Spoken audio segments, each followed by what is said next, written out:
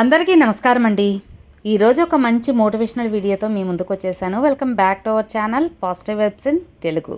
వీడియోలోకి వెళ్ళబోయే ముందు మన వీడియోకి ఒక చిన్న లైక్ చేయండి ఫ్రెండ్స్. అలాగే కొత్తగా చూసేవాళ్ళు సబ్స్క్రైబ్ చేసుకోండి. మనసు ఇంకా శరీరం అనారోగ్యం పాలవటానికి రెండు కారణాలండి. అవేంటి అంటే, ఒకటి గతాన్ని గురించి దుఃఖించడం, ఇక రెండవది భవిష్యత్తు గురించి భయపడడం. ఈ రెండింటిని వదులుకోవాలి. జరిగిపోయిన దాన్ని గుర్తు తెచ్చుకుంటూ జరగబోయేదాన్ని ఊహించుకుంటూ భయపడుతూ బ్రతికే వారికి మనశ్శాంతి అనేది ఎప్పటికీ ఉండదు. కాబట్టి అన్నీ ఉన్నాయి, అందంగా ఉన్నానని గర్వపడకూడదు. రాత్రంతా పోసిన పువ్వులకే తెల్లవారితే దేవుడి గర్భగుడిలో ఉంటాయో లేదా శ్మశానంలో ఉంటాయో శవం మీద ఉంటాయో ఎవరికీ తెలియదు. గుడి ఎంత అందంగా ఉన్నా, ఇల్లు ఎంత విశాలంగా ఉన్నా, ఆలయంలో భగవంతుడు, అలాగే ఇంట్లో అమ్మ, వీళ్ళు లేకపోతే వ్యర్థమే కదా. ఇది అక్షర సత్యం. మిత్రమా, విర్రవీగేవాడిని విర్రవీగనివ్వు, హేళన చేసేవాడిని అలాగే చేయనివ్వు. నీ కర్మను మాత్రం నువ్వు నిర్వర్తించు. సమయం రావాలే కానీ కర్మ ఎవ్వరిని వదిలిపెట్టదని గుర్తుంచుకో. కాబట్టి మీ జీవితానికి ప్రశాంతత అయినా మనశ్శాంతి అయినా మీ ఆలోచనల నుండే మొదలవుతుంది. అర్థం చేసుకొని ముందుకెళ్ళండి. ఒకరిని తొక్కి పైకి రావాలని చూసే ప్రతి ఒక్కరిని కూడా భగవంతుడు ఏదో ఒక రోజు కోలుకోలేనంత లోతుకు తొక్కుతాడు. వీలుంటే ఒకరు పైకి రావడానికి సహాయం చేయండి, అంతేకాని కిందికి లాగాలని మాత్రం చూడకండి.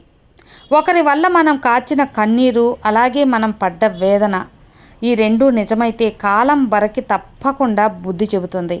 కాస్త ఓపికగా ఉండడమే మనం చేయాల్సిన పని.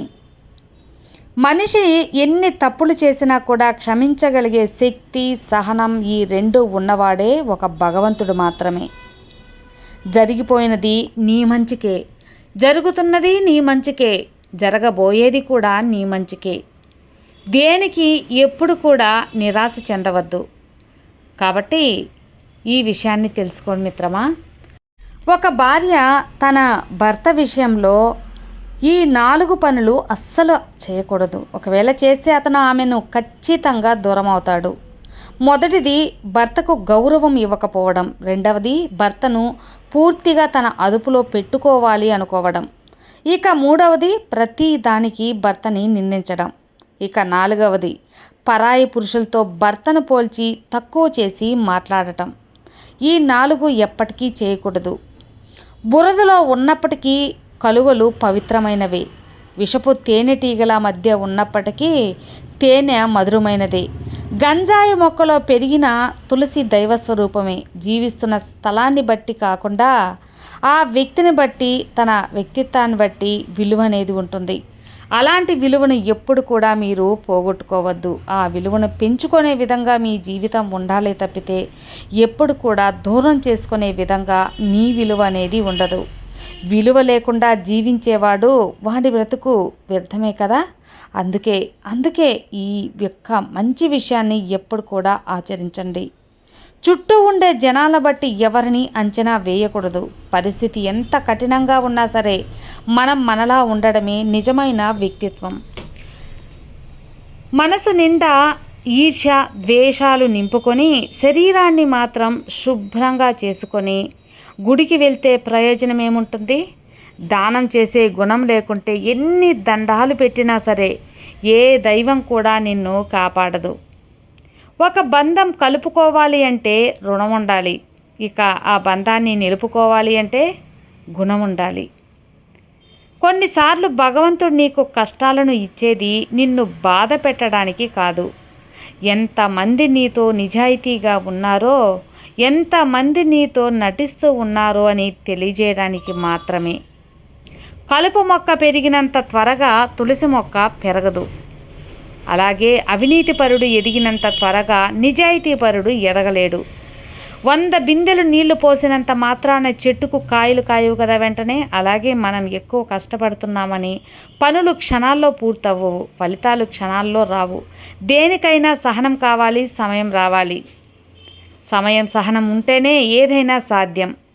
అహంకారాన్ని తొలగించి చూడు మిత్రమా, ప్రతి చోట నీకు భగవంతుడు కనిపిస్తాడు. భగవంతుడు ఒక్కడే నువ్వు ఎలా పిలిస్తే అలా పలుకుతాడని తెలుసుకో, ఎలా కొలిస్తే అలా కొలువవుతాడని తెచ్చుకో.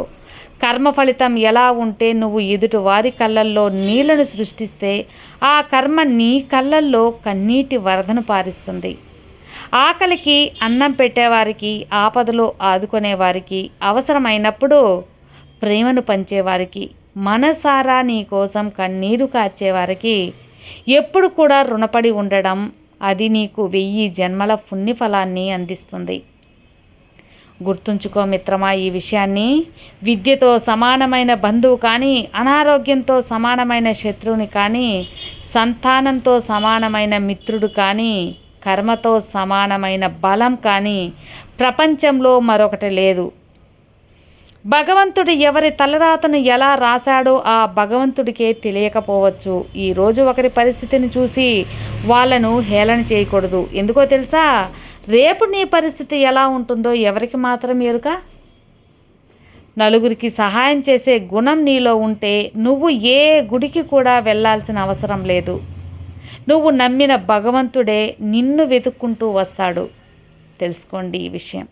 జీవితంలో ఏది ఎప్పుడు రావాలో అప్పుడే వస్తుంది. ఏది ఎంత కాలం నీతో ఉండాలో అంతవరకే ఉంటుంది. ఏది ఎప్పుడు వదిలిపోవాలో అప్పుడే పోతుంది. ఇందులో దేన్ని కూడా మీరు ఆపలేరు. నీ చేతిలో ఉన్నదల్లా ఒక్కటే. ఉన్నంత వరకు నీతో ఉన్నవారి యొక్క విలువను తెలుసుకొని జీవించటమే. అన్నదానం ఆకలిని తీరిస్తే అక్షర జ్ఞానం అజ్ఞానాన్ని తొలగిస్తుందట. 1000 తప్పులు 100 తప్పులు చేసిన వాడినైనా మన్నించవచ్చు, కానీ ఒక్కసారి మోసం చేసిన వాడిని మాత్రం జన్మలో క్షమించకూడదు. తప్పులు చేసేవాడు మారుతాడేమో, కానీ మోసబుద్ధి ఉన్నవాడు ఎప్పటికీ మారడు. ఇది అక్షర నిజం.